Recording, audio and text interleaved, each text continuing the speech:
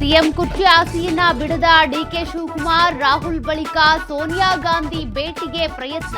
ಕಾಂಗ್ರೆಸ್ ಅಧಿನಾಯಕಿ ಮೂಲಕ ಬೇಡಿಕೆ ಈಡೇರಿಸಿಕೊಳ್ಳಲು ಪಟ್ಟು. ಡಿಸೆಂಬರ್ 8ರಿಂದ ಚಳಿಗಾಲದ ಅಧಿವೇಶನ.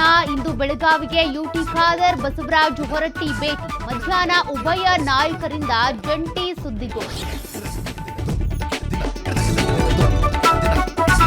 ಚಿತ್ರದುರ್ಗದ ರೇಣುಕಾಸ್ವಾಮಿ ಕೊಲೆ ಪ್ರಕರಣ ಇಂದು ಸೆಷನ್ಸ್ ಕೋರ್ಟ್ನಲ್ಲಿ ನಡೆಯಲಿರುವ ವಿಚಾರಣೆ. ನಟ ದರ್ಶನ್ ಸೇರಿ 17 ಆರೋಪಿಗಳು ಹಾಜರು ಸಾಧ್ಯತೆ.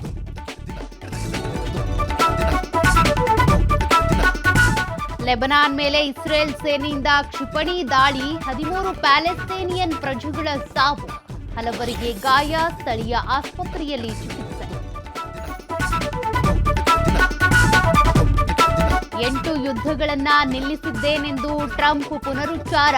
ಭಾರತ ಪಾಕ್ ಯುದ್ಧ ನಿಲ್ಲಿಸಿದ್ದೇನೆ ಎಂದ ಅಮೆರಿಕ ಅಧ್ಯಕ್ಷ. ಶೀಘ್ರವೇ ರಷ್ಯಾ ಉಕ್ರೇನ್ ಯುದ್ಧ ನಿಲ್ಲಿಸಬೇಕಿದೆ ಅಂತ ಹೇಳಿಕೆ.